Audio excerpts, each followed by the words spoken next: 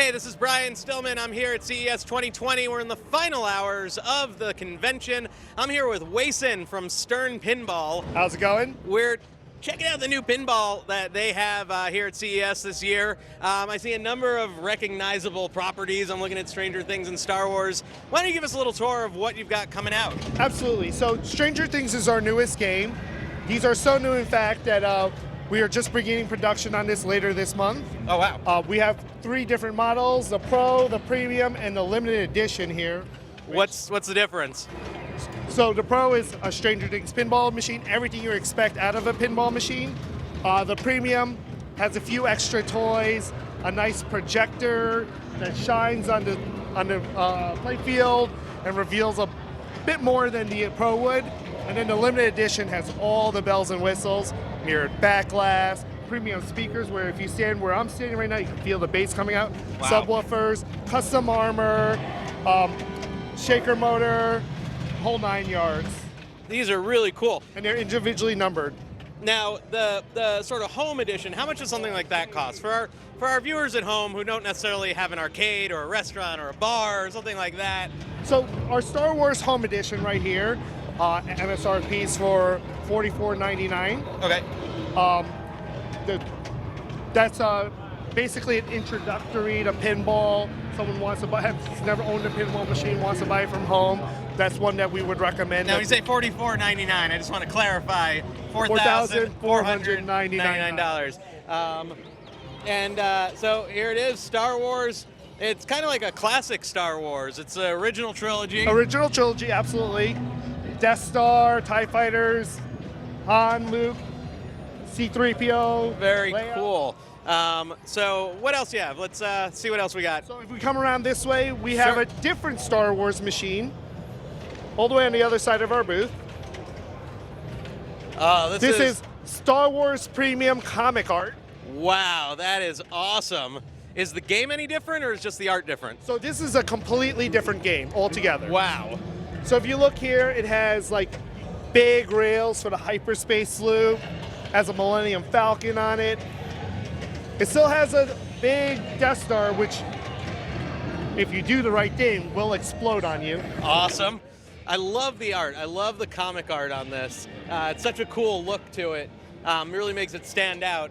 Also, it's absolutely kind of beautiful. This side, Darth Vader. The other side, Boba Fett, of course. Gives it kind of a vintage feel, too, when the old art was illustrated and painted and stuff, as opposed to the photo art. Right. Personally, I love this new artwork. It is my favorite version of this game. Now, you told me earlier you're one of the developers? Yes. So what does that mean? What does it mean to be a developer when you're working on pinball? So we design and develop the pinball machines. Design process starts with an industrial designer who does a layout, how the shots work, how the geometry of the game works. Then we have a team of mechanical engineers that kind of put the game together, put all the coils, motors, make everything move, everything come alive.